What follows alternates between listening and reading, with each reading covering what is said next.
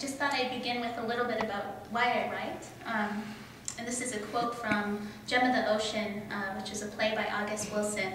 And it's a play that I really love, and he's a playwright that I really value because he is able to intersect these ideas about people and memory and places on all of the layers, just not the realistic layer, but also the mythic layer. And Aunt Esther is one of those mythical voices. And she says, "I got a strong memory, I got a long memory. People say you're crazy to remember, but I ain't afraid to remember. I try to remember out loud. I keep my memories alive. I feed them. I got to feed them, otherwise they'd eat me up." I find this to be very true. So I'd like to tell you a little bit about, well, not just tell you, but show you where my story comes from. A lot of these titles on the slides, by the way, are not my own words. They're either lines of poetry or things that I steal from other people. I think this is a title of a poem. So where the story comes from is like this. So the video that you're about to see is a kind of overview of where I grew up and the images that have impinged themselves on my brain. And the characters in there are my grandfather, my grandmother, my mother, and myself. So the four of us who are also the subjects in The Rooster and the Crow. So it's about 3 minutes.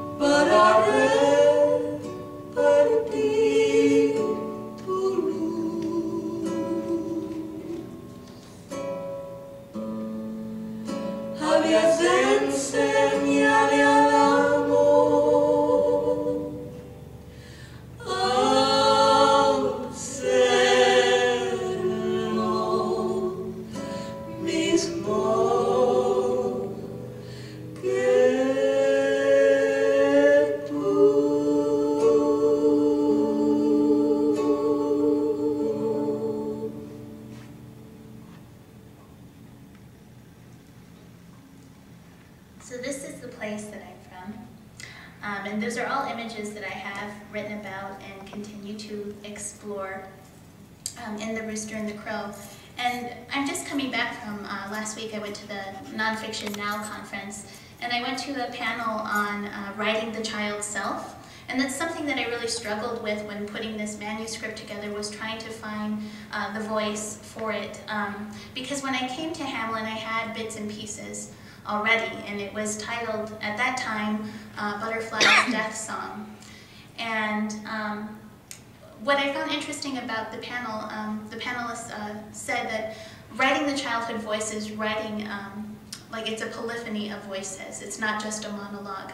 And I found that really interesting in the way that I view my work, is that it's not just my story, but it's others who have told me their stories and stories I hear about people. And that's the way the manuscript kind of came together through the lens of the child's eye, which would be my eye.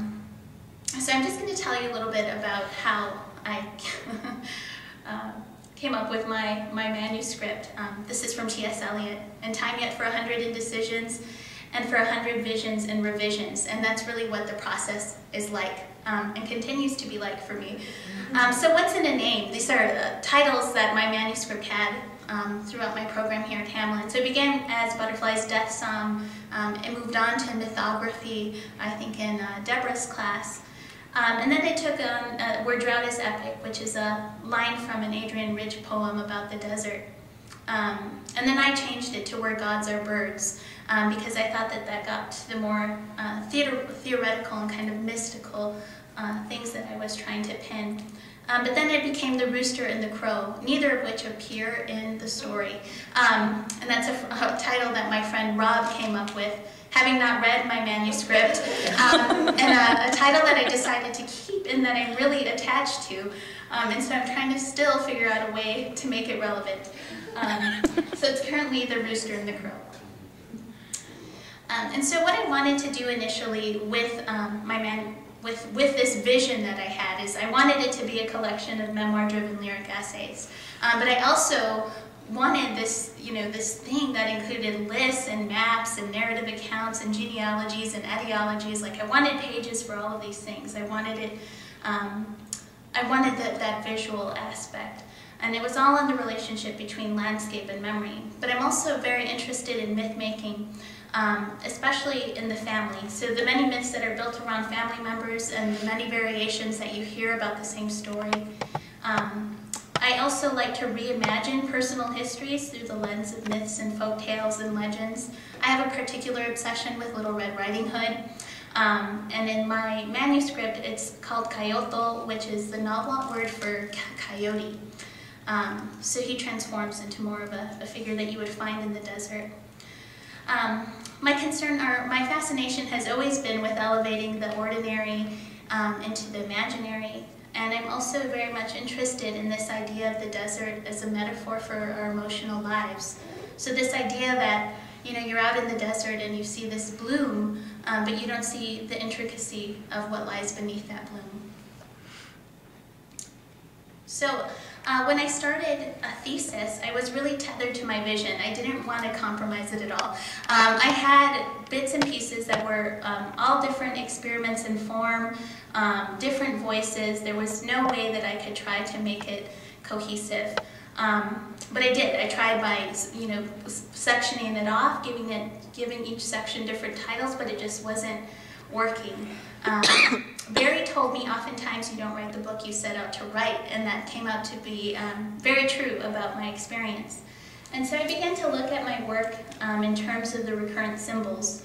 And I think life is just kind of funny this way. But my grandfather had passed away during the time that I was working on this.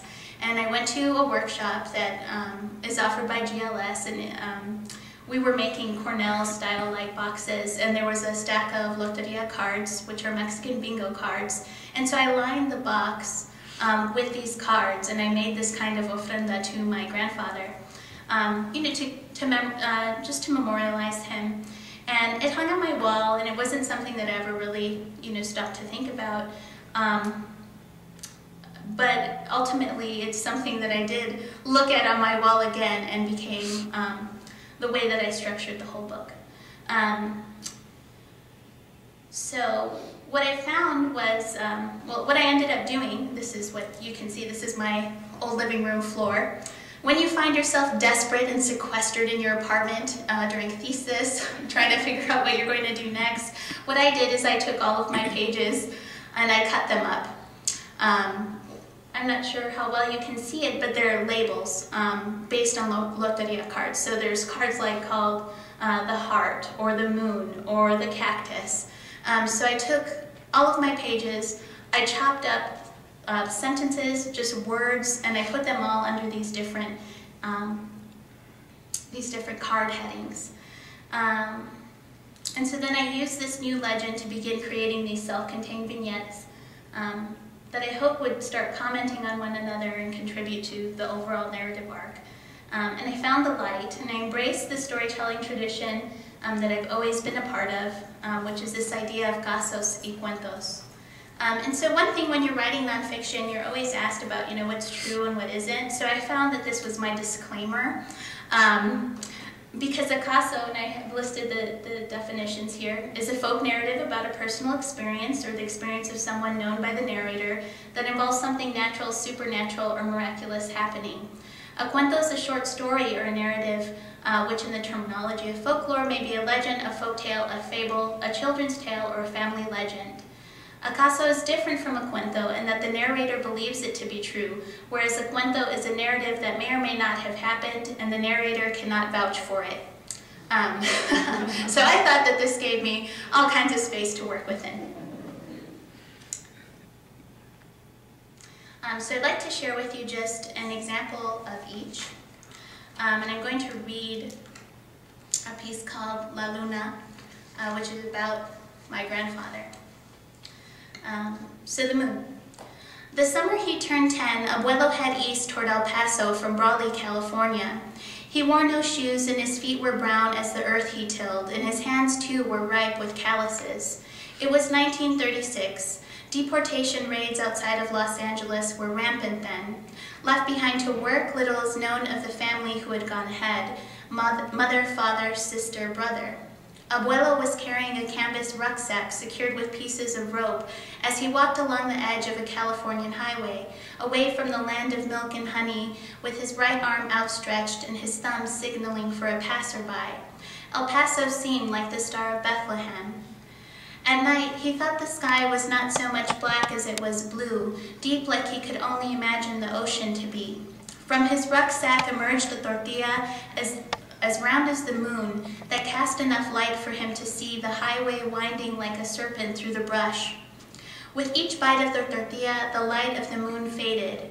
Bite by bite, the land fell under a dim shadow, and he thought of that story of the rich man and the poor Mexican man crossing the desert. He heard the rich man saying, "I will give you all my gold for your tortillas," but the poor man refused and lived. As Abuelo walked, the dust began to hiss around his bare ankles. The earth began to rumble underfoot as a roiling cloud took shape before him, and he was swept up into the languid dance between earth and sky. He scudded over the southwest, over California, Arizona, and New Mexico, before he was deposited next to a rough wooden sign that read, "Welcome to El Paso." Only then did the dust settle, leaving its traces deep within his lungs. Over the next 70 years, Abuelo will wake up choking, and he will recall being buoyed by the dust and wind and glimpsing the death he must die. And so obviously, since that's categorized as a cuento, I don't have to tell you whether it's true, whether he was picked up by wind and deposited in a different town. And then I'll read one that's from the section on myself. It's called The Heart. El Corazón, sorry. I've been told my heart is made of stone, an impenetrable fortress. Last night I broke my heart open to have a look at its contents. There was evidence of life, fossils, deep impressions of other lives on its surface. The septum was nothing more than a desiccated timeline. I held my broken heart in my hands. Breaking apart the stones revealed a furred pit the size of a knucklebone, blushing red and peach and yellow. It throbbed in my hand. I was reminded of many things. The baby birds I once found in the yard, placed in a caboodle, and attempted to nurture until I found a better home for them. only to find one's neck crushed by the healthier sibling when he left the case. The calcified egg in the roof's lining of my grandfather's house, the wet ridge of a glass where yolk swam and stretched in the water as I emptied it out into the desert, my spirit cleansed. There are lessons. One does not love wild or lost things or attempt to bring life to the dying. There are natural rhythms and cycles. Things die at your hand or otherwise. Learning to trust your spirit in another's tender hands is as hard as learning to let go when needed. Such things can be forgiven. I set the stone's seed aside. My heart is dry, but smells like rain. I trace the fissures, delicate as lace, and discover water in the lower left chamber.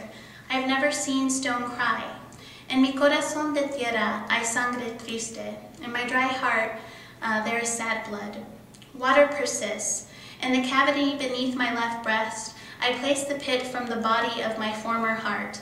The water swirls and forms a permeable membrane, allowing the external to become internal and the internal to become external.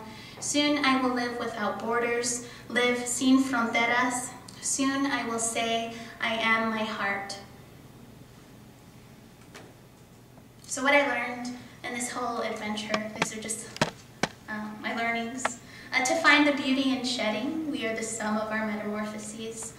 To recognize the beginnings and the endings and beginnings, even with just a few small nips. Kill your darlings. It's still hard for me to do, but I'm becoming more reckless. Make a return to the communal and social aspect of storytelling. This was very important for me. That return to, my grandmother's kitchen table, really, and just how I took in stories and kind of honoring that in the form. Allow image to bring the storied world. I work a lot from the visual, and that was something that really helped me. There is text and there is subtext, and I like to think of these as two rivers. So travel on the river beneath the river and sing over the bones. So the bones of whatever story that you're carrying with you, sing over those. That's it. That went really quickly for me.